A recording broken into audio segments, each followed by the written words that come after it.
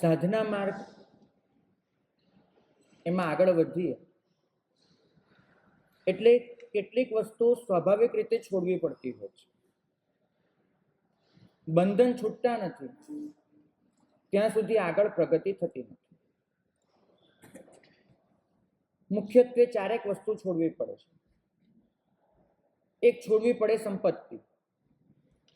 સંપત્તિ છોડ્યા વગર સાધના માર્ગમાં આગળ નીકળાય. બીજી છોડવી પડે સત્તા. આપણા ઘરમાં આપણે રાજા હોઈએ, પણ સાધના માર્ગમાં આગળ વધીએ એટલે કોઈકના શરણે જવાનું હોય. તમે માલિક હો, એમાંથી તમારે શરણાગત બનવાનું હોય. તમે ખુદ કોઈકના નાથ હો, અહીંયા તમારે અનાથ બનીને આવવાનું હોય. દુનિયામાં બધું તમે કંટ્રોલ કરતા હો, અહીંયા તમારે તમારો કંટ્રોલ કોઈના હાથમાં સોંપી દેવાનો હોય. દુનિયામાં બધું તમારી મરજી પ્રમાણે થતું હોય, અહીંયા કોઈકની મરજીને તમારે તમારી મરજી બનાવી દેવાની હોય. દુનિયામાં બધું તમારા કહ્યામાં હોય, અહીંયા તમારે કોઈનું કહ્યું કરવાનું હોય. એટલે સાધના માર્ગમાં બીજું છોડવું પડે સત્તા. સંપત્તિ તો છૂટી જાય, સત્તા છોડવી અઘરી પડે. ત્રીજું છોડવું પડે પ્રતિષ્ઠા.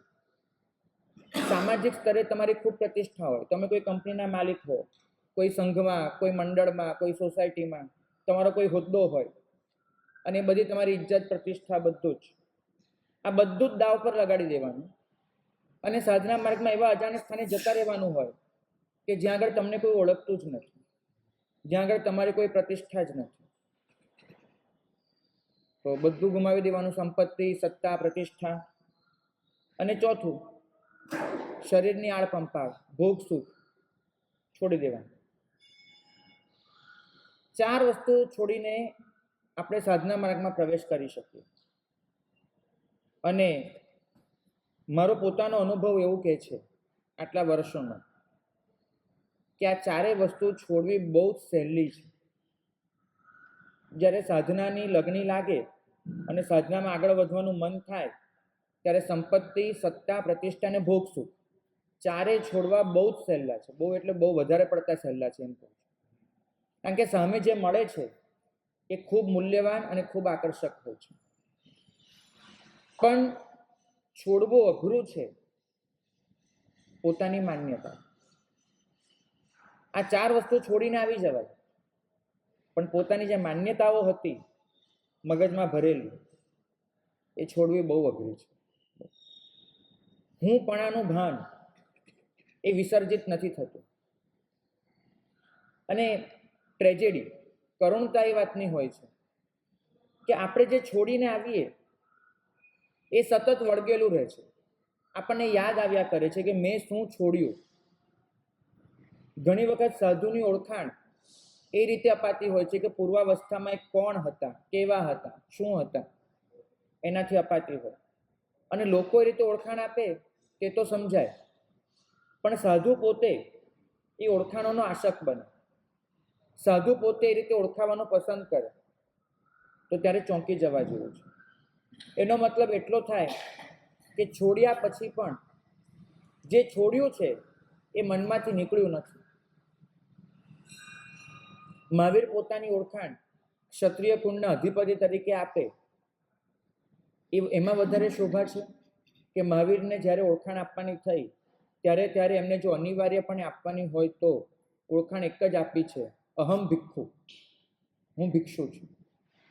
બેમાંથી કઈ ઓળખાણ તમને વધારે ગૌરવવાળી, વધારે આદર પાત્ર લાગે છે? બીજી, અહમ રાજા, અહમ રાયા કે અહમ ભિક્ષુ? અહીંયા આવ્યા પછીની એક ઓળખાણ છે હું ભિક્ષુ છું, અને પૂર્વાવસ્થાની ઓળખાણ છે હું રાજા છું. બેમાંથી જો રાજાવાળી ઓળખાણ ચડી જાય અને એ રીતે ઓળખાણ આપવાનું મન થાય તો સમજવું કે રાજ્ય છૂટ્યું હતું, મનમાં તો હજુ અકબંધ બેઠો. શાસ્ત્ર એમ ફરમાવે છે કે સનતકુમાર ચક્રવર્તીએ દીક્ષા લીધી. ચક્રવર્તી દીક્ષા લે એની આગલી ક્ષણ સુધી એ 32,000 દેશનો માલિક હોય છે. 64,000 રાણી, 96 કરોડ સૈનિક, 96 કરોડ ગામ, બહુ લાંબી શૃંખલા છે એની સંપત્તિની, એનો એ માલિક હોય છે. અને એ વખતે ચક્રવર્તીને કોઈ પૂછે એ સિંહાસન પર કે ભવાન કહ, તમે કોણ? અને ચક્રવર્તી જવાબ આપે, અહમ ચક્કી, હું ચક્રવર્તી છું. આ એક જ ઓળખાણ પૂરતી છે, એક શબ્દની ઓળખાણ, અહમ ચક્કી. મનુષ્ય સૃષ્ટિમાં આનાથી ઉપરની કોઈ ઓળખાણ હોતી નથી ભૌતિક સ્તરે, અહમ ચક્કી. પણ એ જ સનતકુમાર ચક્રવર્તી એની કથામાં લખે છે કે દેવોએ આવ્યા, પ્રતિબોધ પમાડ્યો અને ચક્રવર્તી પોતે નીકળ્યા, રાજ સિંહાસન પરથી ઉતર્યા, વેશ ધારણ કર્યો અને વેશ ધારણ કર્યા પછી અચાનક એક અજાણી વ્યક્તિ આવી ચડી અને એને ચક્રવર્તીને પૂછ્યું કે તમે કોણ? ભવાન કહો. અને ચક્રવર્તીએ જવાબ આપ્યો એક ક્ષણે, હજુ માત્ર 1 મિનિટ પહેલા એમનો જવાબ હતો અહમ ચક્કી. 1 મિનિટ પછીનો જવાબ છે અહમ ભિક્ષુ, હું ભિક્ષુ છું.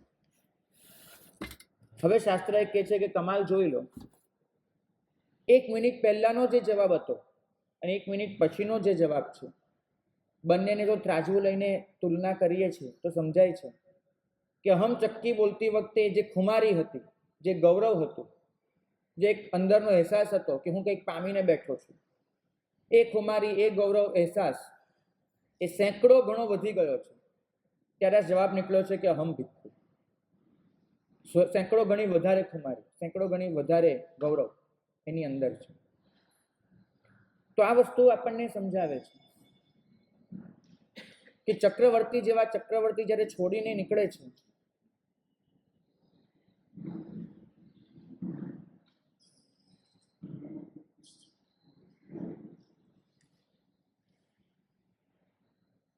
ત્યારે એમની પાસે જે છોડ્યું છે એનું કોઈ ભાન નથી હોતું. આપણે કદાચ કશું છોડી દઈશું ને પછી પણ આપણા ચિત્તમાંથી એ વસ્તુ હટતી નથી કે મેં શું છોડ્યું. પ્રભુ કહે છે કે વસ્તુ હાથમાંથી કોઈને આપી દેવી એ દ્રવ્ય દાન છે, પણ વસ્તુ પરની માલિકી છોડી દેવી એ ભાવ દાન છે. આપણે દ્રવ્ય દાન તો કરી લઈએ છીએ, વસ્તુ આપી પણ દઈએ છીએ, પણ એ પછી પણ આપણી પાસે નોંધ રહેતી હોય છે કે મેં કેટલું આપ્યું છે. મતલબ મનથી તમે માલિકી એ વસ્તુ સાથે જોડી રાખી છે. આપણે કેટલીય વખત ઉપાશ્રયમાં પણ આવું કરી બેસતા હોઈએ છીએ. અમને એક ભાઈ લઈ ગયા હતા પોતાના ઘરે, રસ્તામાં જિનાલય આવ્યું, એ ભાઈએ અમને ધ્યાન દોર્યું કે સાહેબ જિનાલય પર જે સોનાનો કળશ દેખાય છે એ પોતે ચડાવેલો છે, એવું એમને ધ્યાન દોર્યું. સ્વાભાવિક રીતે અનુમોદના કરી, પણ એક ક્ષણે આ ભગવાનના વચનના પરિપ્રેક્ષ્યમાં પ્રશ્ન તો ચોક્કસ થાય કે સુવર્ણ તમે પ્રભુને સમર્પિત કરી ચૂક્યા છો. એ સુવર્ણ તમે બહુ ભાવથી સમર્પિત કર્યું હશે, પ્રભુ માટે અત્યંત બહુમાન ભાવ હશે, કશુંક ન્યોછાવર કરી દેવું હશે, અને તમે તમારી સૌથી ગમતી વસ્તુ, સૌથી વહાલી વસ્તુ સોનું એ પ્રભુને સમર્પિત કર્યું. પણ જો હજુ પણ એ મનમાં રહેતું હોય કે આ સોનું મારું હતું ને મેં આપ્યું છે, તેને સમર્પણ કહેવાય ખરું? પ્રશ્ન તો રહે કે ન રહે? હા, ભાવથી બાકી રહ્યું છે, દ્રવ્યથી આપી દીધું છે, ભાવથી માલિકી જાળવી રાખી છે, તો જ આ વસ્તુ હોય. બાકી જે સમર્પી દીધું એની યાદ શું હોય? તમે તમારી પત્નીને કહેવા જાઓ કે આ તે સાડી પહેરી છે ને મારી આપેલી છે, તો કોઈ મતલબ ખરો એનો? બિલકુલ નથી. તમે એને આપી ચૂક્યા છો. તો જે આપી દીધું છે, જે છોડી દીધું છે, એને યાદ ન કરવું એ સાધના માર્ગની પહેલી શરત છે. અને આપણે લોકો છોડ્યા પછી પણ મનમાંથી નથી છોડતા. બધી જ જગ્યાએ આપણું એક વજૂદ ઊભું હોય છે કે આ મારું હતું, મારા થકી હતું, મારા લીધે હતું. મને ખબર છે કે તમારી આ જે ભાવના છે એ ભાવનાની પુષ્ટિ કરવા માટે જ દુનિયામાં એક સરસમાં સરસ શોધ થઈ હશે. મને કોઈ કહે કે દુનિયાની સૌથી સારી શોધ એની લિસ્ટ બનાવો, તો વિજ્ઞાન એમ કહે છે કે ચક્ર એ દુનિયાની સૌથી સારી શોધ હતી, કેમ કે ચક્ર વગર દુનિયા ન હોત, પૈડા વગર. બીજું અગ્નિ, ત્રીજું ઇલેક્ટ્રિસિટી, ચોથું સ્ટીમ પાવર. પણ જો મને કોઈ કહે તો હું એ શોધમાં એક વસ્તુ ચોક્કસ ઉમેરું, તકતી. તકતીની શોધ એ મનુષ્યના મનને જાળવી લેવા માટેની સૌથી સારી શોધ હતી, કારણ કે આ એક એવી બાબત હતી જેને મનુષ્યને એક અહેસાસ આપ્યો કે ભાઈ છોડ્યા પછી પણ તું માલિક છે, છોડ્યા પછી પણ તું આની માટે જવાબદાર છે. એક અહેસાસ આપ્યો. કદાચ મજાક હશે પણ હકીકત બહુ જુદી નથી. પ્રભુ કહે છે કે દેખીતી સંપત્તિ એને લાત મારીને નીકળી શકાય, ચોક્કસ નીકળે, પણ એ સંપત્તિની માલિકી ભાવના જે હૈયામાં પડી છે એને લાત મારવી બહુ જ અઘરી હોય છે. આપણને અત્યાર સુધી ક્યારે પણ સંપત્તિ, સત્તા, પ્રતિષ્ઠા, ભોગ, સુખ આમાંથી કોઈ પણ વસ્તુએ આપણને સંસારમાં રખડાવ્યા નથી, એટલું નક્કી માનજો. આપણે હંમેશા વાંક કાઢીએ છીએ સંપત્તિનો કે આ પૈસો એ હાથનો મેલ છે, બરબાદ કરનારી વસ્તુ છે. નથી. કોઈ ભોગ સુખે ક્યારેય કોઈને ડૂબાડ્યા નથી, કોઈ સત્તા પ્રતિષ્ઠા એને ક્યારેય કોઈને હેરાન નથી કર્યા. ડૂબ્યો છે માણસ, સંસારમાં ભટક્યો છે, તો આ બધી વસ્તુ સાથે એને પોતાનો જે માલિકી ભાવ જોડી રાખ્યો છે, આ માલિકી ભાવથી ડૂબ્યો છે. એક યુગલિક તમારા કરતા અનેક ગણું સુખ અનુભવવા છતાં નિયમા દેવલોકમાં જાય છે. તમે જેટલું સુખ અનુભવો છો એના કરતાં યુગલિક કંઈક ઘણું વધારે સુખ અનુભવે છે, એટલું વાપરે છે, એટલું ભોગવે છે, અને છતાંય દેવલોકમાં જાય છે. કારણ માલિકી ભાવ નથી હોતો. એના માટે ભોગવું એક ઘટના છે. વસ્તુ આવી, ભોગવી, પૂરી કરી. લાઈક તમે રસ્તા પર જતા હતા, રસ્તે ચાલતા, ધૂળ ઉડી, તમારા શરીર પર ચોંટી, હાથ આમ કર્યો, ધૂળ ખંખેરી નીકળી ગયા. ભોગવવું એમના માટે ધૂળ ખંખેરી નાખવા જેટલી સામાન્ય ઘટના હતી. માટે એ લોકોને કર્મ બંધ નહીં હતો, પાપ બંધ નહોતો. આપણે તો જે પણ નાનકડી પણ વસ્તુ આપણી પાસે હોય, આપણે એના માલિક છીએ. માત્ર ભોગવતા નથી, એના પર આપણે માલિકી ભાવ રાખીએ છીએ. અને આ માલિકી ભાવ એ આપણને ફેરવી મારે છે, ડૂબાડી દે છે. વસ્તુઓ તો ભોગવીને છૂટી જાય છે, પણ મનમાં એ બધું મારા કંટ્રોલમાં છે, મારી માલિકીનું છે, એ ભાવ નીકળતો નથી. અને એ નથી નીકળતો માટે પ્રભુનું આ વચન આપણને સમજાતું નથી. પ્રભુ કહે છે મુચ્છા પરિગ્રહો ઉત્તો. પરિગ્રહ વસ્તુ નથી, પરિગ્રહ મમત્વ છે. આખી દુનિયા એને ધ્યાન આપ્યું છે વસ્તુઓને છોડવા પર. જ્યાં જ્યાં પરિગ્રહ છોડવાની વાત થઈ, જ્યાં જ્યાં વિસર્જવાની વાત થઈ, ત્યાં ત્યાં દુનિયાએ એ જ કન્સેપ્ટ આપ્યો કે તમે વસ્તુ છોડો, વ્યક્તિ છોડો, સંસાર છોડો, સત્તા છોડો. પ્રભુએ એક નવો કન્સેપ્ટ આપ્યો કે આ બધું તો ઠીક છે, છોડ્યું નહીં છોડ્યું, મનમાંથી છોડ્યું, એના માટેનો માલિકી ભાવ વિસર્જિત કરી દો. પ્રશમ તો આવશે. પ્રશમ રતિની જો વાત કરવી હોય તો મનમાંથી માલિકી ભાવ કાઢવો પડે. જો એ નીકળ્યો તો ચિત્તમાં જે શાંતિ વર્તશે. માલિકી ભાવ અશાંતિ લાવી આપે છે, અને માલિકી ભાવ છૂટ્યા પછી ચિત્તની જે શાંતિ છે એ જ વાસ્તવમાં પ્રશમ છે, અને એનો આનંદ તે પ્રશમ રતિ છે.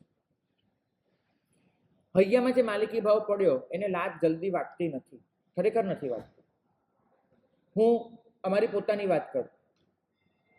અમે સંસાર છોડીને અહીંયા આવ્યા. સાચું કહું ને, બહુ તટસ્થતાથી, બહુ જાગૃતિથી જોવા બેસીએ ને તો માલિકી ભાવ બિલકુલ નથી છૂટ્યો, બિલકુલ નહીં. ઘરે હતા તો કદાચ અમારા નામ પર એક કે બે ઘર હોત, એક ઘર રહેતા હોત, એક ઘર ઇન્વેસ્ટ માટે કોઈને ભાડે આપ્યું હોત વગેરે. અહીંયા આવ્યા તો અમે અમારા ઉપાશ્રયો ગણાવીએ છીએ કે આ ઉપાશ્રય અમારો છે, આ ઉપાશ્રય અમારો છે. ફરક શું પડે? તમે આફ્ટર ઓલ તમે વિચારો કે પ્રભુનું આ વચન મુચ્છા પરિગ્રહો વૃત્તો, આ વચનના પરિપ્રેક્ષ્યમાં તમે જુઓ કે મૂર્છા પરિગ્રહ છે, ઘર એ પરિગ્રહ નથી.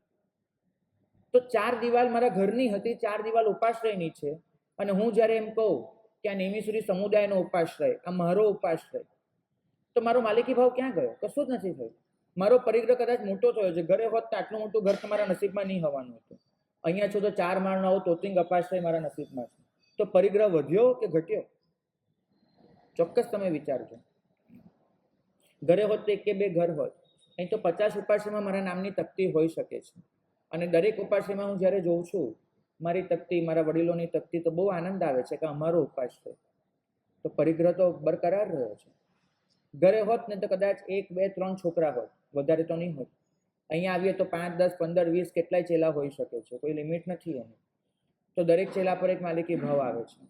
ઘરે એમ હતું કે છોકરો મારા કયામાં હોવો જોઈએ, એના માટે શાસ્ત્રોનું સમર્થન નહોતું મળતું. અહીંયા આવું તો ચેલા માટે તો શાસ્ત્રો કેટલું કે છે, ગુરુની આજ્ઞા નહીં માને તો આમ થશે ને તેમ થશે, એટલે ઓર મને એક સંબલ મળે છે, તો ઓર મારો માલિકી ભાવ વધી જાય છે ચેલાઓ માટેનો. તો માલિકી ભાવનું જ મારું, મેં તો અહીંયા આવી સંયમ લઈને પણ માલિકી ભાવનું વિસ્તરણ કર્યું, મારો પરિગ્રહ વધાર્યો, ઘટાડ્યો નથી. જો મમત્વ રાખ્યું હોય તો ઘરે હોત તો મારી પાસે થોડીક સંપત્તિ હોત ભોગવવા માટે, બહુ થોડીક સંપત્તિ.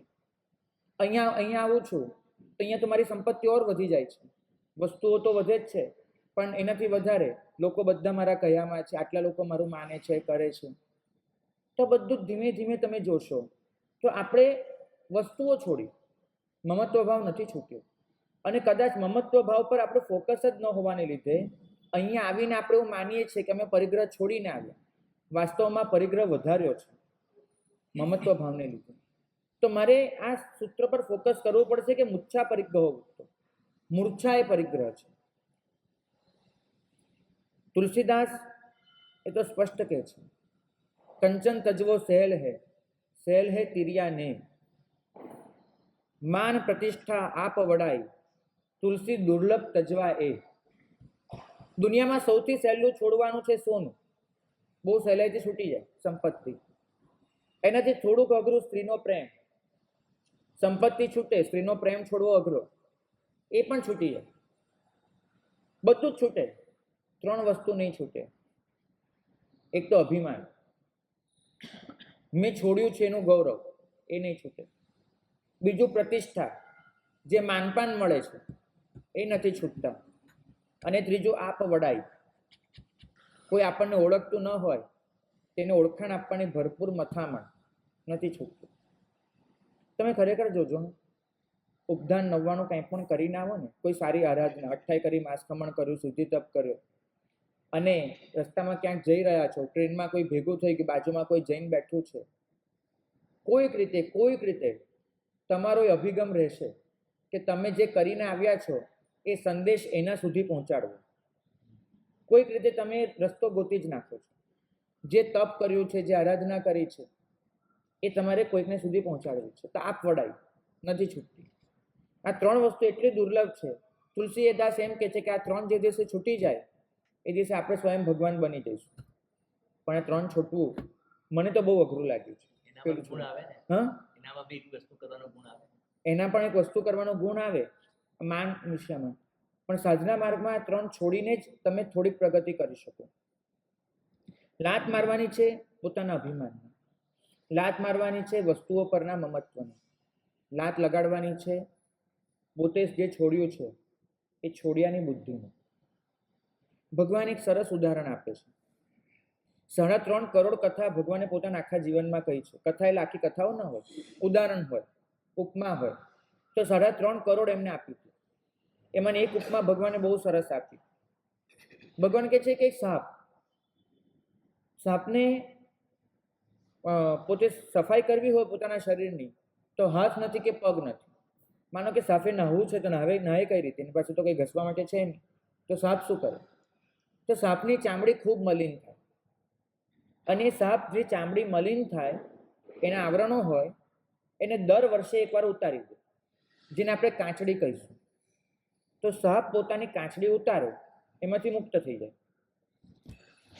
કોઈ જે સાપને કાંચડી ઉતારતા નજરે જોયો છે? નહીં. કેવી રીતે ઉતારે કંઈ નહીં, પણ એ તમને યુટ્યુબ કે વગેરે જોવા મળી શકે. પણ એ જ્યારે ઉતારે તો ઘણા ખરા સાપ કાંચડી ઉતારતા પહેલા થોડાક દિવસ બ્લાઇન્ડ થઈ જાય, આંધળા થઈ જાય, કેમ કે આંખો આગળ પણ પડ આવી જતું હોય, અને એટલા દિવસે શિકાર ના કરી શકે. એની સ્ફૂર્તિ એકદમ ડાઉન થઈ જાય, જોઈ ન શકે, શરીર પર વજન લાગે. અને એ સાપ કોઈ કાંટો શોધે, કોઈ અણીદાર વસ્તુ શોધે, એ અણીદાર વસ્તુમાં પોતે ડોકું નાખીને કાંચડી પરોવે, અને પછી તમે જેમ ટી શર્ટ બહાર કાઢો ગળામાંથી એવી રીતે એ ઊંધો ચાલે.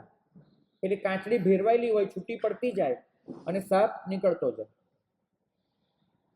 મને પોતાને એ છેલ્લું દૃશ્ય જોવા મળેલું છે, સાપ કાંચડી ઉતારતો હોય ને એ રીતે. એટલે જોયું છે આવી રીતે કે ઊંધો ચાલી અને નીકળતો જાય. હવે ભગવાનનો પ્રશ્ન છે કે સાપની કાંચડી એ આપણા માટે બહુ મોટું શુકન ગણાય. લોકો એવું માનતા હોય કે કાંચડી ઘરે રાખીએ તો આમ થાય તેમ થાય, બધું બરાબર. સાપે કોઈ દિવસ કાંચડી મઢાઈને રાખી ખરી કે મારી કાંચડી મને શુકન થાય કે ભાઈ એમ કેમ? સાપે રાખી? નહીં રાખી. કાંચડી સાપે ઉતારી દીધી, પછી જોવા માટે પાછો ફરે કે મારી કાંચડી કેવી દેખાય છે, શું છે?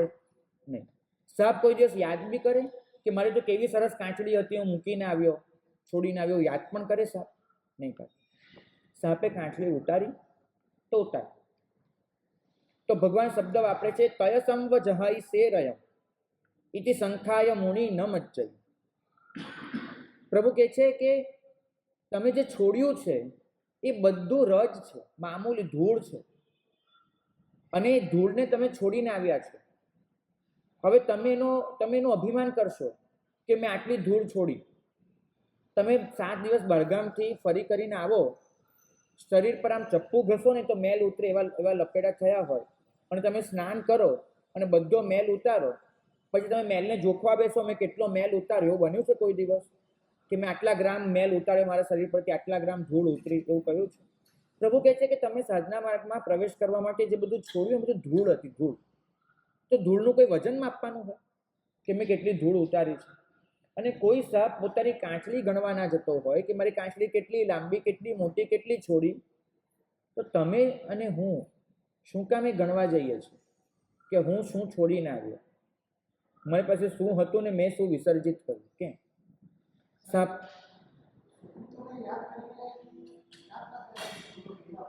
શું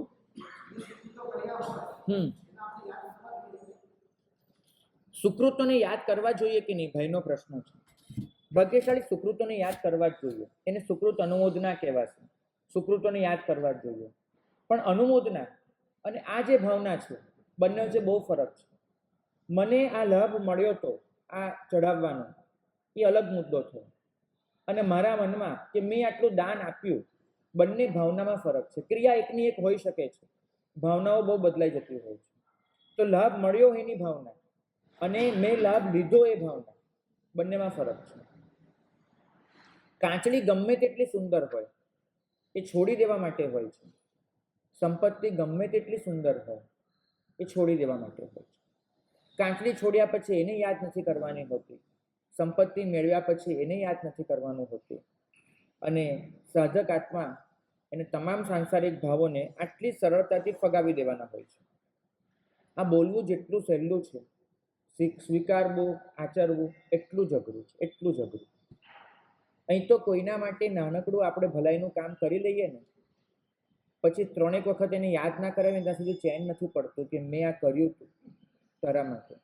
વખતો વખત એ વસ્તુ આપણા મનમાં રહેતી તો હોય જ છે, પણ એથી વધારે એને પણ કહેવામાં આવે છે કે મેં તારા માટે આ કર્યું હતું. કેટલી વખત આપણા પ્રશ્નો હોય છે કે મેં તારા માટે આ કર્યું, તને કદર ક્યાં છે? મેં તારા માટે આ કર્યું, તેની નોંધ લીધી છે ખરી ક્યારે પણ? તે મારા માટે શું કર્યું? મેં તારા માટે આટલું કર્યું હતું. આ બધા જ પ્રશ્નો આપણે વિચારતા પણ હોઈએ છીએ, બોલતા પણ હોઈએ છીએ. કેમ? પ્રભુ કહે છે કે ભલાઈનું કામ એ પણ તમે નોંધ લીધા વગર કરી નથી શકતા. તમે કંઈ પણ સુકૃત કરી દો છો એ પછી ક્યારેય મનમાંથી વિસર્જિત નથી થઈ શકતું. કેમ?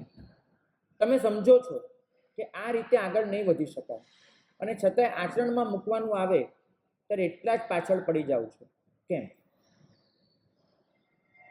કારણ એ જ છે કે આપણી પાસે જે છે એ કર્મજન્ય પરિસ્થિતિ છે, એ આપણે મનથી સ્વીકાર્યું નથી, બિલકુલ નથી સ્વીકાર્યું. પ્રભુ વીરના જીવનની એક ઘટના છે. ઘટનામાં કોઈ કથા વાર્તા, કોઈ પ્રવાહ નથી, પણ એ ઘટના આપણને ખૂબ વિચારવા માટે મજબૂર કરે એમ છે. પ્રભુ વીર પાસે એક રાજાએ દીક્ષા લીધી. રાજા, સત્તાધીશ, એને દીક્ષા લીધી, અને બહુ મોટો રાજા હતો, સમ્રાટ હતો. થયું એવું, જોગાનું જોગ, એ રાજા એને પાણી લાવી આપનારો જે નોકર હતો, પોતે કે પાણી લાવી આપ, આમ કર્યા તેમ કર્યા, તો જી હજુર કરીને એનો જે અંગત નોકર હતો એને એક દિવસ વહેલો પ્રતિબોધ થયો અને એને આગલા દિવસે દીક્ષા લીધી. આ હકીકત કહું છું તમને, બનેલી ઘટના. તો નોકરે એક દિવસ વહેલા દીક્ષા લીધી, રાજાએ આજે દીક્ષા લીધી. રાજાએ દીક્ષા લીધી, વેશ પહેર્યો, પ્રભુ પાસે દીક્ષા થઈ, સવીર ભગવંતોને સોંપ્યા, આવ્યા. હવે દીક્ષા લઈએ એટલે પહેલા દિવસે એક ક્રમ હોય કે તમારાથી વડીલ જેટલા પણ છે એને વંદન કરવાના. સાધુ એમ તો નિયમિત રીતે કરે, પણ દીક્ષાના દિવસે 14 વિશેષ રીતે કરે. તો વંદન કરવા માટે ચક્રવર્તી રાજા નીકળ્યા, પોતે જે હતા સમ્રાટ. હવે નીકળીને એક પછી એક, હવે ગૌતમ સ્વામી, સુધર્મા સ્વામી, આ બધાને વંદન કરવાનું તો કોઈ પ્રોબ્લેમ હોવાનું નથી, એ તો હોય. પણ બધાને વંદન કરતા કરતા કરતા ગઈકાલના મહાત્મા આવ્યા અને મગજમાં એ વસ્તુ આવી કે કદાચ ગઈકાલને છોડી દો તો પરમ દિવસ યાદ કરજો, પરમ દિવસ સુધી તો મેં એને ઓર્ડર આપ્યા છે, લઈ આવો. એક ઈશારો કરું ને મારી સામે એને વસ્તુ હાજર કરી છે. અરે આ તો રસ્તે રખડતો હતો, મારી કૃપાથી આટલો સારો થયો. કપડાં પહેરતા બી એને નહોતા આવડતા, કાંઈ હતું નહીં એની પાસે, મેં શીખવાડ્યું, એના પરિવારને મેં આગળ લીધો, આમ કર્યું તેમ કર્યું. પરમ દિવસ મારે રાજપાટ છોડવાનું હતું, એટલે મને નીકળતા સહેજ મોડું થયું, એકાદ દિવસ વધારે લાગ્યો. આ ગઈકાલે નીકળી ગયો. એમ એને વશે કાંઈ શું? હું એના માથું નમાવતો કયા નામ પર નમાવું, શેના માટે નમાવું? અને એની સામે પેલા જે મહાત્મા, એ મહાત્મા પોતે, જે આપણે ઓળખાણ માટે ખાલી કહીશું કે નોકર મહાત્મા, ખરેખર નોકર મહાત્મા જેવો શબ્દ ન વપરાય, પણ મહાત્મા, એ મહાત્માએ રાજાની આ પરિસ્થિતિ જોઈ અને એને શું સૂઝ્યું, એને રાજાને કહ્યું કે તમે બહુ મોટા અભિમાની છો, તમે સંયમ લીધો જ નથી. સંયમ લીધો હોત તો અભિમાન છૂટ્યું હોત, ને અભિમાન છૂટ્યું હોત તો તમે મને વંદન કર્યા હોત. તમે મને વંદન નથી કરતા, એનો મતલબ એક જ છે કે તમારા મનમાંથી કશું હજુ સુધી ભૂસાયું નથી, ભૂલાયું નથી. અને પેલા સમ્રાટને તો રૂવે રૂવે ઝાડ લાગી ગઈ. કદાચ આમાંનો એક પણ શબ્દ એ સંસારમાં જો બોલાયો હોત તો સમ્રાટે એનું ડોકું અલગ કરી નાખ્યું હોત, એની તલવાર ચાલી ગઈ હોત અને ડોકું અલગ થઈ ગયું હોત. પણ આ તો સંયમ છે, તલવારની ઓઘા સાથે કામ પાડવાનું છે, અઘરું પડે.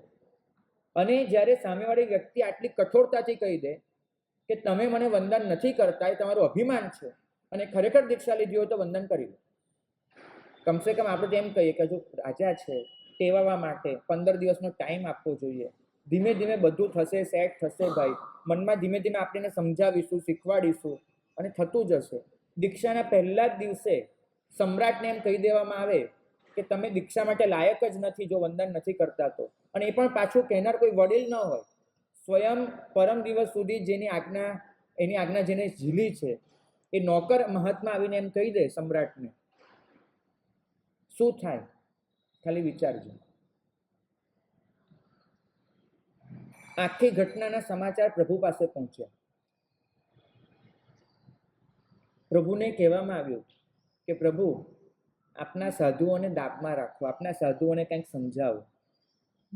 નવી વ્યક્તિ આવે અને સેટ થવાનો ટાઈમ આપવો જોઈએ, આવી રીતે વાત ન કરી શકાય.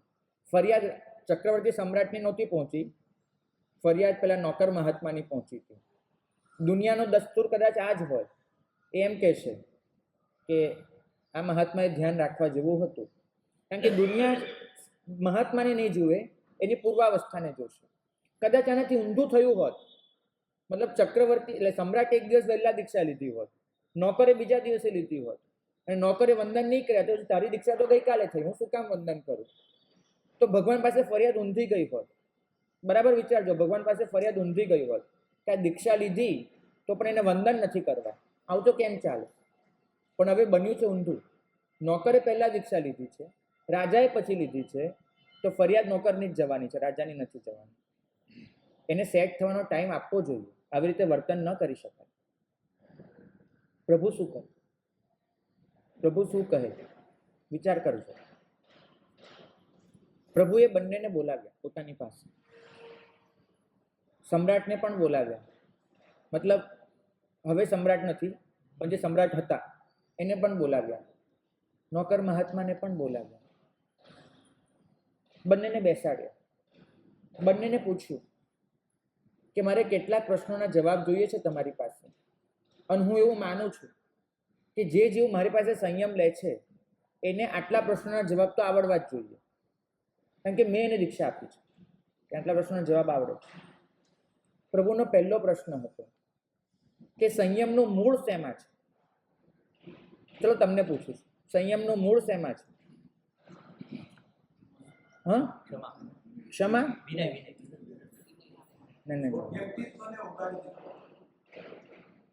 આ બધાનો એક બેઝિક શબ્દ આપું. પ્રભુએ શબ્દ વાપર્યો, સંયમનું મૂળ છે સમતા. સંયમનું મૂળ છે સમતા. જો સમતા નથી, વિનય તો વ્યવહારમાં જોઈએ, સમતા વિચારમાં જોઈએ. સમતા નથી તો સંયમના ફૂલ ખીલવાના નથી, ઉપર સંયમનો છોડ ઉગવાનો નથી. પ્રભુએ કહ્યું કે તમે બંને જણાએ આજે જે કર્યું છે ને એમાં સમતા હણાય છે, બીજું કાંઈ જ હણાયું નથી. સમતા હણાય છે. ભાગ્યશાળી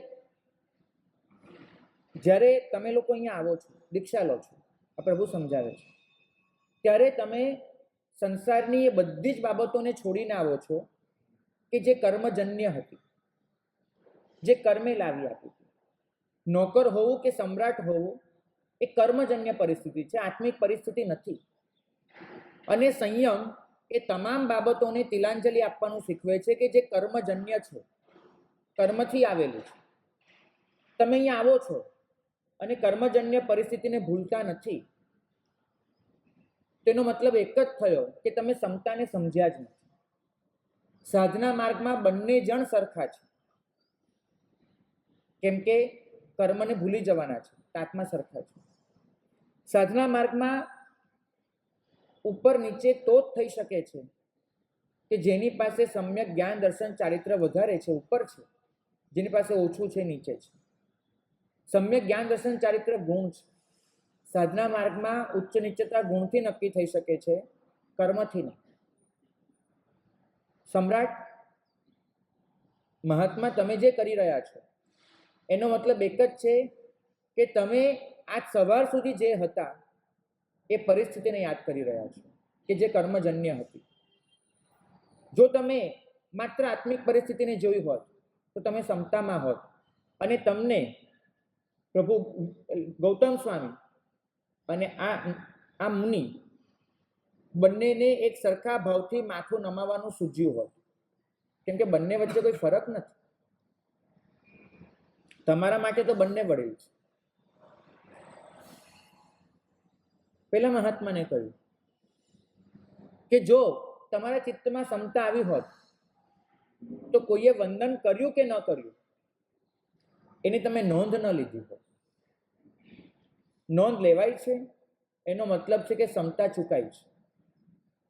હું સમ્રાટ છું એની સ્મૃતિ જાગી છે એનો મતલબ જ છે કે હું સાધુ છું એ સમતા ભૂલાય છે. અહમ ભિક્ષુ એ નાદ હજુ સુધી તમારામાં જાગ્યો નથી. અને આ શાસન સમતા સિવાય કશાની છૂટ આપતું નથી. તમે જે ક્ષણે આ શાસનમાં પ્રવેશ કરો છો એ ક્ષણે તમારી બધી જ કર્મજન્ય ઓળખાણ તમારે વિસર્જિત કરી દેવાની હોય છે. અને જો એ વિસર્જિત ના થઈ શકી તો નક્કી માનજો કે સંયમ લીધું તો પણ શું કામનું, કંઈ જ નથી. સાધુ હોય કે શ્રાવક હોય, ઉપાસનો દાદરો ચડે ને ત્યારે માત્ર એને ચંપલ નથી ઉતારવાના હોતા. ચંપલ તો એક પ્રતીક છે. ઉતારવાની હોય છે સંસાર સાથેની પોતાની બધી ઓળખાણો, બધી કર્મજન્ય પરિસ્થિતિઓ એને બહાર મૂકી અને એ શરણે આવવાનું હોય છે. પણ આપણે તો અહીં આવ્યા પછી પણ કર્મજન્ય ઓળખાણોને મનમાં લઈને જ આવીએ છીએ. કોઈ ફરક નથી હોતો આપણામાં. આપણે આપણી જાતને ભૂલી જ નથી શકતા, વિસ્મરણ નથી થતું આપણને. મનમાંથી જો સમ્રાટપણું ન નીકળે તો પ્રભુ કહે છે કે સાધના માર્ગમાં પ્રગતિ થવાની શક્યતા લગભગ શૂન્યની નજીક છે. પ્રભુએ જે સમતાનો સિદ્ધાંત આપ્યો છે એ સમતા માત્ર જીવો માટે લાગુ નથી પડતી.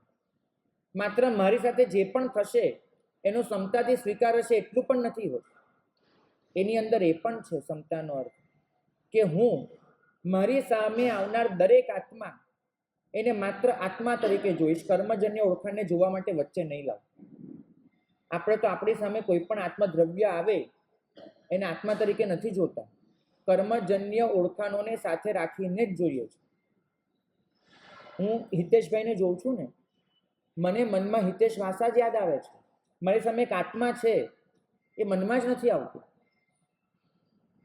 ક્યારે પણ. આપણને ભૂલાતું જ નથી એ કર્મજન્ય ઓળખાણ, તો છુટકારો નહીં થાય.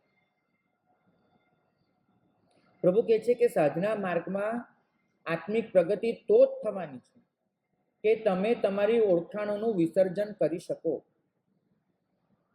પણ અહીં તો ફાવતું જ નથી.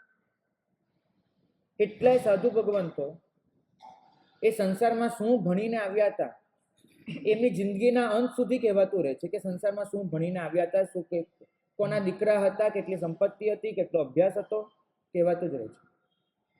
કર્મજન્ય ઓળખાણો છૂટતી નથી એમ સહેલાય છે. એનો મતલબ એક જ થાય કે સંયમનો સ્વીકાર અતિશય કૃત્રિમ હતો, અતિશય છીછરો હતો, કેમ કે ક્ષમતા મનમાં વસી નહીં હતી. હું ઉચ્ચ કુળનો વારસદાર છું કે મારી પાસે આટલી સત્તા, સંપત્તિ, ઐશ્વર્ય હતું, આ બધું જ યાદ આવે ને ત્યાં સુધી સમજવું કે મનમાંથી એનો માલિકી ભાવ નથી કર્યો. કર્મજન્ય ઓળખાણો એ ઘણી બધી વખત આપણું વળગણ બની જાય છે. એ ઓળખાણો આપ્યા વગર આપણને ચેન નથી પડતું. ઓળખાણ અને વળગણ વચ્ચે એક જ ફરક છે. ઓળખાણ હોય છે ત્યાં સુધી ઓળખાણ ગણાય, ઓળખાણ ગમી જાય એ વળગણ થઈ જાય. સમજો, આપણા નામની આગળ પાછળ જે પણ લખાય ને એ કેટલું ગમે છે એ પોતાની જાતને પૂછવા જેવું છે. જો ગમતું હોય તો એ વળગણ છે, ન ગમતું હોય, સહજતાથી લેવાતું હોય તો ઓળખાણ છે. પ્રભુ કહે છે કે આપણે જ્યારે આ સૃષ્ટિમાં આવ્યા, આ ભવમાં આવ્યા, આપણી સાથે આપણે 3 વસ્તુ લઈને આવ્યા હતા. આ બહુ ગંભીર સિદ્ધાંત છે. અત્યાર સુધીનું વ્યાખ્યાન કદાચ તમારી એટલી બુદ્ધિ, એકાગ્રતા નહોતું માંગતું. હવે 5 મિનિટ તમારે મને આપવાની છે આ સિદ્ધાંતને સમજવા માટે. પ્રભુના આ વાક્યને બહુ ઊંડાણથી સમજવું છે, માટે આ સમજવું જરૂરી છે કે અહીંયા આવ્યા ત્યારે આપણી પાસે 3 વસ્તુ હતી. એક હતું આપણી પાસે આપણું હોવું, અસ્તિત્વ, એક્ઝિસ્ટન્સ. આપણી પાસે આપણું અસ્તિત્વ હતું જે અનાદિ અનંત છે. હું અહીંયા નહોતો ત્યારે મારી પાસે અસ્તિત્વ હતું. હું ક્યાંક હતો, પણ હતો. અહીંથી નીકળી જઈશ, મને ખબર નથી હું ક્યાં જવાનું, પણ ક્યાંક હઈશ, મતલબ હોઈશ. મારું હોવું ત્યાં પણ હશે. તો હતો, છું અને હોઈશ, ત્રણેય પરિસ્થિતિમાં એક સમાન વસ્તુ છે. મારું હોવું, મારું બીઈંગ, મારું એક્ઝિસ્ટન્સ એ ત્યાં છે. તો આ છે અસ્તિત્વ જે મારી પાસે અનાદિ અનંત છે. અને હું અહીંયા આવ્યો ત્યારે લઈને આવ્યો છું, હું છોડીને નથી આવ્યો. બીજું છે મારી પાસે મારું ચૈતન્ય. પહેલા પણ હતું, અત્યારે પણ છે અને રહેવાનું છે. ચૈતન્યનો ગ્રાફ ઉપર નીચે થયા કરશે. ક્યારેક મારું ચૈતન્ય થોડું વિકસિત થશે, ક્યારેક મારું ચૈતન્ય થોડુંક મંદ પડશે, પણ ચૈતન્ય રહેશે. તો પાવર ઓફ નોલેજ મારી પાસે હતું, છે, રહેશે. હું ક્યાંય પણ હતો ત્યારે મારી પાસે ચૈતન્યનો એક અંશ તો ખુલ્લો હતો ને હતો. અહીંયા પણ છે અને ક્યાંય પણ જઈશ તો રહેશે. ચૈતન્યને 0 પર પહોંચાડવું શક્ય નથી. ચૈતન્ય 100% પર પહોંચે ત્યારે કેવળ જ્ઞાન છે, પણ ચૈતન્ય 0 પર પહોંચે અને કેવળ અજ્ઞાન આવીને ઊભું રહે એવું આ શાસન પાસે કોઈ કન્સેપ્ટ નથી. કેવળ જ્ઞાન મળી શકે છે, કેવળ અજ્ઞાન નથી મળી શકતું. આત્મા પોતે એટલું જોરાવર બાબત છે, ગમે તેટલા કર્મો એની પર લાગે, નિગોદમાં પણ પહોંચી જાય તો પણ પોતે જ્ઞાનને સર્વથા ગુમાવતો નથી. તો કેવળ અજ્ઞાન જેવી કોઈ પરિસ્થિતિ નથી હોતી, કેવળ જ્ઞાન હોઈ શકે છે. તો આપણી પાસે બીજું છે ચૈતન્ય જે આપણે લઈને આવ્યા, અને ત્રીજું છે આપણી હેપીનેસ, આનંદ. આપણે ક્યાંય પણ હતા, કર્મોએ આપણને દુઃખી કર્યા હશે, પણ મૂળભૂત અંદરનો આનંદ આપણી પાસે હતો, જે વખતો વખત ભલે વસ્તુ તો વસ્તુ રૂપે, વ્યક્તિ તો વ્યક્તિ રૂપે, પણ એ પ્રગટ થતો રહ્યો. તો મારી પાસે ત્રીજો છે આનંદ, જે હતો, અત્યારે પણ છે અને રહેશે. તો અસ્તિત્વ હતું, છે, રહેશે. ચૈતન્ય હતું, છે, રહેશે. આનંદ હતો, છે, રહેશે. આ ત્રણ જ વસ્તુ તમે અહીંયા સાથે લઈને આવ્યા હતા તમારી સાથે. કર્મો, સંસ્કારો, વાસના, આ બધું તો આ ત્રણ સાથે જોડાયેલી જ બાબત છે. એની સાથે સાથે આવી ગયા. પણ અહીંયા આવ્યા એટલે આ દુનિયાએ આપણને બે વસ્તુ ઉમેરી આપી. આ ત્રણ તો હતું, એમાં બે વસ્તુ આ દુનિયાએ ઉમેરી આપી. આ ત્રણને આર્ય સંસ્કૃતિમાં કહેવામાં આવે છે, જે ત્રણ કાયમી છે, એને કહેવામાં આવે છે સચ્ચિદાનંદ.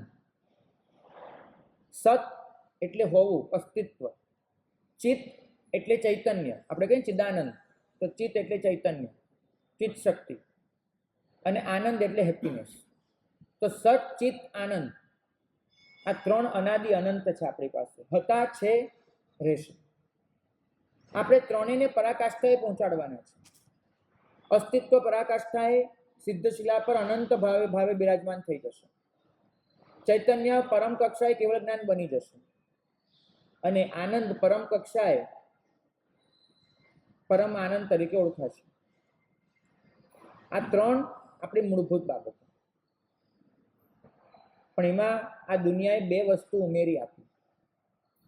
એક ઉમેરી આપ્યું આપણને રૂપ. રૂપ એટલે શરીર આપ્યું. રૂપ એટલે આ શરીર સાથે જોડાયેલી બાબતો આપી. પેલી ત્રણેય વસ્તુ અનવિઝિબલ હતી, જોઈ નહોતી શકાતી, અમૂર્ત હતી. અસ્તિત્વ અમૂર્ત છે, ચૈતન્ય અમૂર્ત છે, આનંદ અમૂર્ત છે. પણ આ દુનિયાએ અમૂર્ત સાથે ઘણું બધું મૂર્ત જોડી આપ્યું. આપણને કહ્યું કે તારું હોવું પૂરતું નથી, તું આ છે, તું આ છે.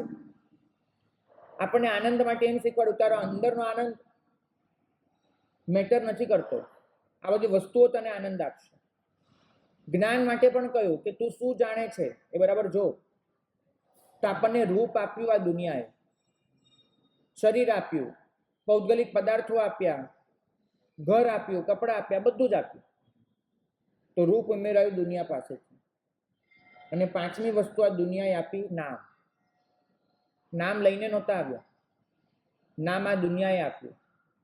અને અહીંથી નીકળી જઈશું એટલે નીકળતા પહેલા જે આ દુનિયા પાસેથી લીધું છે એ બંને વસ્તુ દુનિયાને હળવેકથી પાછી સોંપી દેવી પડશે. રૂપ દુનિયાને સોંપી દેવાનું, એ રૂપની રાખ કરી નાખશે દુનિયા અને રાખને વેવડાવી દેશે. સૃષ્ટિ પાસેથી જે લીધું હતું એ છેલ્લામાં છેલ્લી રાખ નદીમાં વહી જશે અને આપણા માટે એક સરસ શબ્દ લખાશે, પંચ મહાભૂતમાં વિલીન થઈ ગયા. પંચ મહાભૂત પાસેથી જે લીધું હતું એ પાછું સોંપી દીધું. વિલીન થવુંનો મતલબ સમજજો, ઓગળી જવું. વિલીન આપણે એમ નથી કહેતા, ઇંગ્લિશમાં છે પાસ અવે, અહીંથી પસાર થઈ ગયો, બરાબર. આપણામાં શબ્દ વપરાય છે પંચ મહાભૂતમાં વિલીન થઈ ગયો. બંને શબ્દ પોતપોતાની બહુ સારી વિભાવના લઈને ચાલે છે. તું આ દુનિયામાંથી પસાર થવા આવ્યો હતો, રહી પડવા નહોતો આવ્યો. લાઈક અહીંયા લાંબો એક રસ્તો છે, તો અહીંથી દાખલ થયો, અમે બધા તને જોતા હતા કે તું દાખલ થયો છે. અને આ રસ્તે પસાર થતા 80 વર્ષ લાગ્યા તને. 80 વર્ષ અમે તમને જોયા, આપણે સાથે ચાલ્યા, રમ્યા ગમ્યા, બધું થયું. અને એક સમય એવો આવ્યો કે તું પસાર થઈ ગયો, અમારી આંખથી ઓझल થઈ ગયો, હવે અમને નથી દેખાતો. તું પહેલાંય નહોતો દેખાતો, તું પછી એ નથી દેખાતો. ખાલી અમારી સામે જેટલો રસ્તો હતો એમાં તું પસાર થયો એટલો અમને દેખાય છે. તો પાસ હવે માણસ પસાર થઈ ગયો છે અહીંથી. અને હિન્દુ પરંપરા આ કન્સેપ્ટ લઈને ચાલે છે કે તમે શું કરી શકો છો, વધુમાં વધુ શું કરી શકો છો. તો સૃષ્ટિ પાસેથી જે લીધું છે એ સૃષ્ટિને પાછું સમર્પી દો છો. પંચમહાભૂતમાં વિલીન થઈ જાય. તો રૂપ તમે સૃષ્ટિને આપી દેશો. બીજું નામ, તમારી જેટલી પણ ઓળખાણ છે, નવા ભાવમાં જશો અહીંની એક પણ ઓળખાણ તમારી પાસે નહીં હોય. અહીંની ઓળખાણો બધી અહીંયા સોંપી દીધી. ઓળખાણો દુનિયાએ આપી, દુનિયાના હાથમાં પાછી આપી અને આપણે અહીંથી નીકળી ગયા. તકલીફ એ થાય છે, હવે પ્રભુનો સિદ્ધાંત આપણને સમજાવે છે. પ્રભુ કહે છે કે ખરેખર રમૂજ થાય છે તમારા લોકો પર, હસવું આવે છે. કેમ? તો જે ત્રણ વસ્તુ લઈને આવ્યા હતા, જે પહેલેથી છે અને રહેવાની છે, એ ત્રણ તરફ તમારું કોઈ લક્ષ્ય જ નથી. ન અસ્તિત્વ પ્રત્યે કોઈ લક્ષ્ય છે, ન ચૈતન્ય માટે છે, ન આનંદ માટે છે. અને જે બે વસ્તુ દુનિયાએ આપી, જે ખરેખર દુનિયાને પાછી આપી જ દેવાની છે, લીધી અને આપી, નામ અને રૂપ, એ બંને માટે તો તમે કચકચાઈને વળગી પડો છો, મચી પડો છો. તમારી આખી જેટલી પણ જિંદગી છે એ નામ અને રૂપ પર છે. નામ, ઓળખાણો એ તમારે છપાવવી છે, લગાડવી છે, કંઈનું કંઈ કરવું છે. તમે કહો છો કે આપણે નીકળી જઈશું, પણ આપણું નામ અહીંયા રહેવું જોઈએ, આપણી કીર્તિ બધે હોવી જોઈએ. તો નામની એટલી ભૂખ છે અને રૂપની એટલી ભૂખ છે. રૂપ આપણને મળ્યું છે, જે પાછું આપી દેવાનું છે, પણ એ બધા જ પદાર્થો. તો પ્રભુ કહે છે કે આ સૌથી મોટી ગેરસમજણ. ઓળખાણ વળગણ બની ગઈ, ઓળખાણો બંધનો બની ગઈ. અને કમનસીબી ત્યારથી શરૂ થાય કે બેડી મીઠી લાગવા માંડે, બેડી આભૂષણ લાગે, બંધન મીઠું લાગે, ત્યારે કમનસીબીની શરૂઆત થાય. પ્રભુ કહે છે કે તમારી સાધનામાં જ્ઞાની ભગવંતોની કૃપા વર્ષે કરુણા કહેવાશે. પણ એ કરુણા વરસ્યા પછી પણ એ કરુણાને ઝીલીને પોતાની પાત્રતાનો વિકાસ ન કરી શકવો, એ કરુણતા કહેવાશે. આપણે કરુણા પાત્ર છીએ કે કરુણતાને પાત્ર છીએ, એ નક્કી કરવાનું છે. કરુણા ઉદ્ધારની નિશાની છે, કરુણતા પાયમાલીની નિશાની છે. જેમાંથી છૂટવાનું છે એ જ વહાલું લાગવા માંડે, એનાથી મોટી કરુણતા કઈ? જે છોડી જ દેવાનું છે એ છોડવાનો વખત આવે તો પણ આપણે વલખા મારીએ, કરુણતા કઈ? આનાથી મોટી બીજ. ઘણા બધાને મંગલિક સંભળાવવા જવાનું થયું છે, ઘણા બધાને ખબર નહીં, નાના બચ્ચા જેવું જોયું છે. મારી પોતાની વાત કરું, નાનો હતો, એક ઘરે જવાનું થયું હતું અને એક બેને સાડી પહેરી હતી. સાડી એટલી મુલાયમ હતી, મને એટલી ગમી ગઈ. નાનો હતો, મતલબ બહુ ઝાંખું સ્મરણ છે, 4 થી 5 વર્ષનો હતો. તો પેલો પાલવ છે એને મુઠ્ઠીવાળી નામ પકડી રાખ્યો. હવે નીકળવાનું તો હતું જ એ ઘરેથી. પેલો પાલવ છોડવાનો હતો, પાલવ હાથમાંથી છૂટતો નહીં હતો. બસ મારે પકડી રાખવો છે, છોડવો નથી. મમ્મી આગળ એક જ જીદ, મને આ જોઈએ.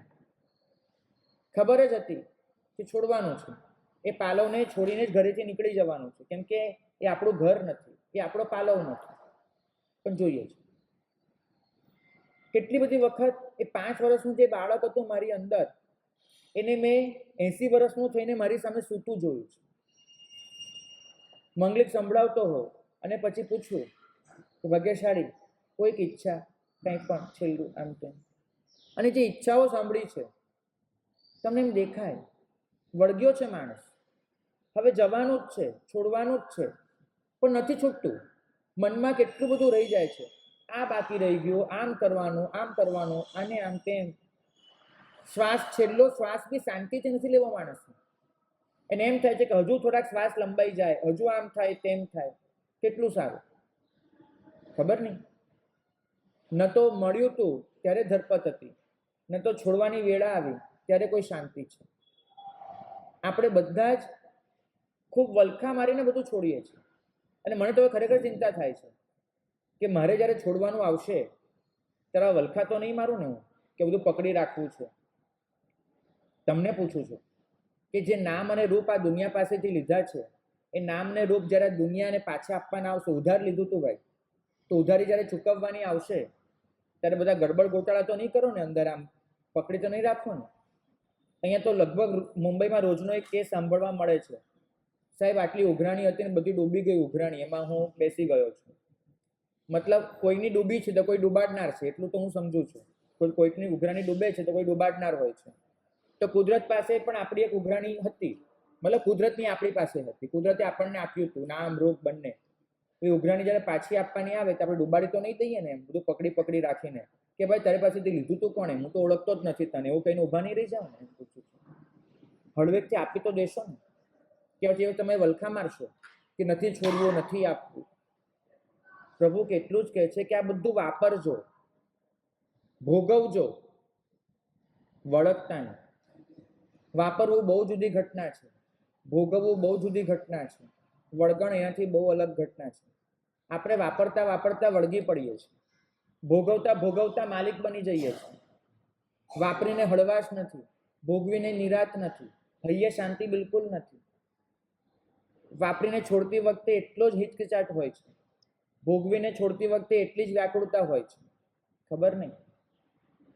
તમે બરાબર યાદ કરજો, કોઈક વ્યક્તિને તમે બહુ ચાહો છો, બહુ ચાહો છો, અને એ વ્યક્તિને મળવાની ઘડીઓ નજીક આવે છે, ત્યારે તમને શું હોય છે? ઉત્તેજના, આનંદ. હું એને મળીશ, હું એની સાથે વાત કરીશ, એમ તેમ. બરાબર? ઉત્તેજના, વ્યાકુળતા, આનંદ બધું જ હોય છે, મજા, સારું લાગે છે. પણ વ્યક્તિ મળી ગઈ. હવે વ્યક્તિ મળે ને તો તમે તમારી જાતને તપાસજો. જેવી વ્યક્તિ મળી તરત મનમાં ચાલુ થાય છે કે હવે થોડોક વખત આ સાથે છે, હવે ત્યાં જતી રહેવાની. મેં કેટલી માઓને જોઈ છે, અમને કહેવા આવે, ચોમાસું હોય ને તો બને કે મારે સાહેબ ડિસેમ્બરમાં મારો દીકરો આવે છે, અમેરિકા છે, ભણીને આવે છે, એમ છે તેમ છે. બહુ આનંદમાં હોય. અને પછી થોડું થોડું એને ચહેરો છે ને જાણે દીકરાનો પેલો ખરેખર નવો જન્મ આપવા જતી હોય ને એટલી ચહેરા પર ખુશી વધતી જાય. હવે દીકરો આવશે બધું એમ તેમ કરીને. પણ દીકરો આવી જાય ને ખરેખર, પછી માનો આનંદ ગુમ થઈ જાય. હવે એને દેખાવા માંડે, મારે સાહેબ 3 અઠવાડિયા માટે જ આવ્યો છું, હમણાં 3 અઠવાડિયા પૂરા થઈ જશે ને આ જતો રહેશે, આમ તેમ. તો જે દિવસથી દીકરો આવ્યો ને એ દિવસે કાઉન્ટડાઉન શરૂ થઈ જાય. હવે 21 દિવસ માટે દીકરો છે, 20, 19, 18. તો જ્યાં સુધી નથી હોતું ત્યાં સુધી મળશે એનો કદાચ આનંદ હોય છે. મળ્યા પછી તો એક જ પીડા છે, છૂટી જવાની, છોડી દેવાની. આ જ પીડા બાકી રહે છે. અને દીકરો ખરેખર અહીંથી જતો રહ્યો પછી તો 21 દિવસ જે સાથે ગુજાર્યા એની મધુર સ્મૃતિઓ વધારે બચે છે આપણી પાસે, કે દીકરો જતો રહ્યો હવે ફરી ક્યારે આવશે એની ચિંતા વધારે બચે છે. દીકરાનું એક ઉદાહરણ આપું છું, દુનિયાની તમામ પરિસ્થિતિઓ માટે ઉદાહરણ લાગુ પાડશે. વસ્તુ નથી હોતી ત્યાં સુધી તો કદાચ એ મળશેનો થોડોક પણ આનંદ હોય છે. વસ્તુ આવી ગયા પછી હવે શું? આ પ્રશ્ન બહુ મોટો થાય છે. ઇટ મીન્સ, આનો મતલબ એક જ થાય છે કે તમે વળગી ચૂક્યા છો. આનો એક જ મતલબ છે, તમે માલિકી ભાવ કરી ચૂક્યા છો, વળગી ચૂક્યા છો. છોડવાનું આ વળગણ છે. સાધના માર્ગની પાયાની શરત છે કે વળગણ છોડો. અહીં તો રોજે રોજ દેરાસરમાં પ્રવેશ કરો ને ત્યાં તમારી પાસે એક શબ્દ બોલાવવામાં આવે છે. ખબર છે કયો શબ્દ? નિસિહ. નિસિહનો અર્થ શું છે? છોડવું. શું છોડવું? વસ્તુઓ નહીં પ્લીઝ, સંસાર બી નહીં. એ તો છોડીને જ આવ્યા છે ને, તો અહીંયા સુધી પહોંચ્યા ક્યાં હોય? શું છોડવાનું છે? વળગણ. વળગણ છોડવાનું છે. દેરાસરમાં વસ્તુ તો છોડીને આવી ગયા, પણ મનમાં લઈને આવ્યા હશો તો વળગણ તો હજુ ને હજુ એવું હશે. તો એ વળગણ છોડવા માટે નિસિહી બોલવાનું છે. હું નૈષેધિકી કરું છું. મારા મનમાંથી એ તમામ પદાર્થો સાથે, તમામ વ્યક્તિઓ સાથે મારા જે સંબંધો છે એને તિલાંજલિ આપું છું, વિસર્જિત કરું છું, અને પછી નરવો થઈને, હળવો થઈને દેરાસરમાં પ્રવેશ કરું છું. તમને ખબર છે આપણે વાંદના આપીએ તો વાંદના કઈ મુદ્રામાં આપીએ છીએ? યથાજાત મુદ્રા કહેવાય છે ને. આપણે ઘૂંટણીએ પડી, મતલબ ઉભડક પગે બે હાથ આમ વચ્ચે નાખીને વાંદના આપીએ છીએ. આ વાંદરાને કહેવામાં આવે છે યથાજાત નામની મુદ્રા. યથાજાતનો મતલબ શું? મેં વાંચનામાં શીખવાડ્યો હતો. યથાજાતનો મતલબ છે કે તમે આ મુદ્રામાં જન્મ્યા હતા.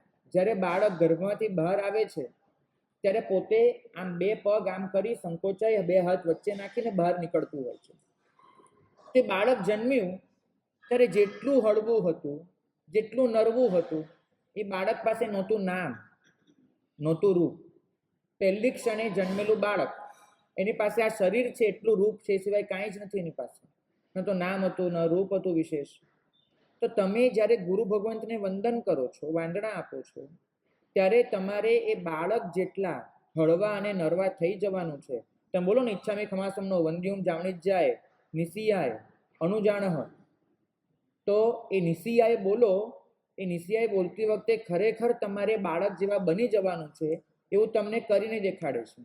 લાઈક અમે સ્કૂલમાં લેસન નહોતા કરતા, એટલે મારે તો એવું નથી બન્યું, પણ છોકરાઓ લેસન કર્યા વગર આવે તેને કુકડો બનાવવામાં આવે. આજની સ્કૂલમાં એવું નહીં બને, પણ અમારી સ્કૂલમાં હતી એ વખતે હતું 25 વર્ષ પહેલા. કદાચ તમે પણ એ કુકડા બનેલા કોઈકને જોયા હશે.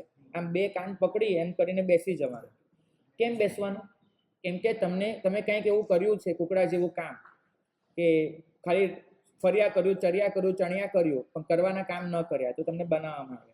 અને જ્ઞાની ભગવાન તો આપણને ખરેખર કુકડો તો નહીં પણ યથાજાત બનાવે છે કે બેટા તું વંદન કરે છે, ખરેખર તું બાળક બન, તો એ બધું છોડી દે તારા મનમાંથી, એ વળગણો, એ બંધનો તારે છોડીને અહીંયા આવ.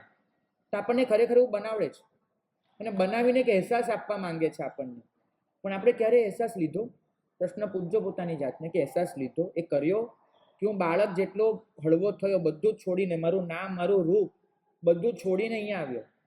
દેરાસરમાં જ્યારે નિસિંહ બોલ્યા ત્યારે આપણે પ્રશ્ન તો કેટલાય કરીએ છીએ, નિસિંહ એક વાર બોલવાની કે 3 વાર બોલવાની? અરે ભાગ્યશાળી કોઈ આવો પ્રશ્ન નથી. એ બધી વિધિ થઈ. પ્રશ્ન એ છે કે નિસિંહ બોલતી વખતે તમે જે બાબતોને વળગી ચૂક્યા છો, વળગણો બનાવી દીધી છે, એ બધી છૂટી ગઈ કે પકડી રાખી? નામ અને રૂપને પાછળ મૂકી દઉં તો દેરાસરમાં સચ્ચિત આનંદ 3 લઈને જવાય, કારણ કે એનો વિકાસ કરવાનો હોય. ધર્મ કોઈ દિવસ નામ અને રૂપનો વિકાસ નહીં કરી આપે. એ તો સંસાર છે. ધર્મ શું કામ એનો વિકાસ કરે? ધર્મ વિકાસ કરશે તો સતનો કરશે, ચિત્તનો કરશે, આનંદનો કરશે. એ તમારા અસ્તિત્વને ખીલવી આપશે, એ તમારા ચૈતન્યનો વિકાસ કરી આપશે, એ તમારા આનંદને પ્રગટાવી આપશે, મોરાવી આપશે. તો ધર્મ તો સચ્ચિત આનંદને જ મોટું કરવાનું છે. અને તમે દેરાસરમાં આવો અને નામ ને રૂપ લઈને આવો, નિસિંહ બોલો, મનમાંથી જાય નહીં, તો શું મતલબ? કોઈ મતલબ નથી. વળગણ આપણને ઊંઘમાં પહોંચાડે છે. મીઠી ઊંઘ આવે, જાગી ન શકે માણસ. તો કર્મે આપેલી ઓળખાણ એને જે વિસરી જાય છે,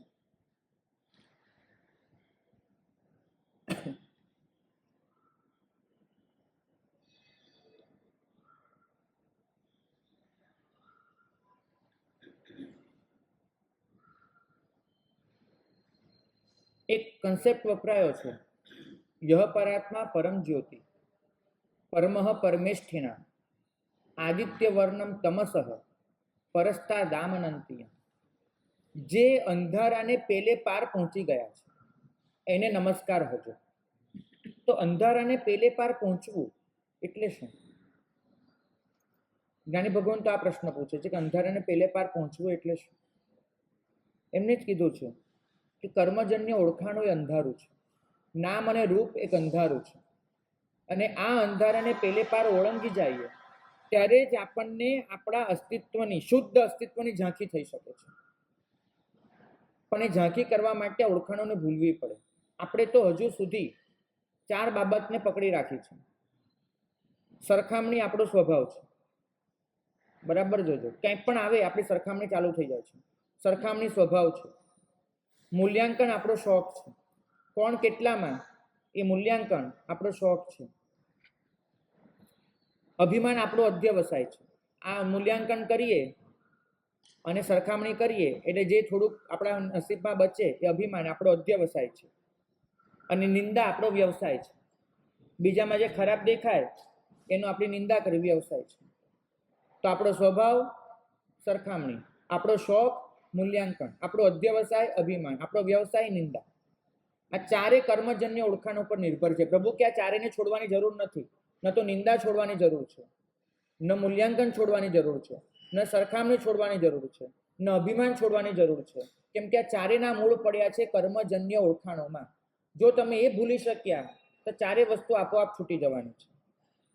હું ઊંચો છું, બીજા નીચા છે, આ વસ્તુ દિલો દિમાગનો કબજો લઈ લે એ તો જ શક્ય છે કે તમે કર્મજન્ય ઓળખાણોને બહુ વધારે પડતું મહત્વ આપ્યું. આપણે આ બધું છોડવા માટે મથામણ નથી કરવાની, કારણ કે આપણે ખાલી એ વસ્તુને ભૂલવાની છે કે જે કર્મે આપેલી છે. નામ અને રૂપ માત્ર એને વિસર્જિત કરવાનું છે. એ સિવાય આપણે જે પણ કરીશું આપણને સાધના માર્ગમાં રાજીપો બહુ મળે છે. મેં આ કર્યું, મેં આ કર્યું, પણ વાસ્તવિક અંદરનો ઠારકો નથી મળતો. એનું કારણ એ છે કે આ જે વસ્તુને લક્ષ્યમાં લેવાની છે એ કદાચ અત્યાર સુધી આપણે લક્ષ્યમાં નથી લીધી. તો એક સાપ જેટલી હળવાશથી પોતાની કાંચળી છોડી દે એટલી હળવાશથી આ સંસારને આપણે ધૂળની જેમ ખંખેરી નાખવાનો છે. કશુંક છોડવું એ સાધના નથી, કશુંક છૂટી જવું એ સાધના છે. છોડવામાં કર્તૃત્વ ભાવ છે કે મેં આ છોડ્યું. છૂટી જવામાં વિસર્જનનો ભાવ છે, છૂટી ગયું. તમે ધૂળને છોડતા નથી હોતા, ધૂળ છૂટી જતી હોય છે, એ પાછળ રહી જતી હોય છે. સંસારને પાછળ મૂકી દેવાનો છે. અમે વિહાર કરીએ ત્યારે પહેલો વિહાર વખતે ગુરુ મહારાજ એક જ શિખામણ આપે કે પાછું વળીને જોશો નહીં.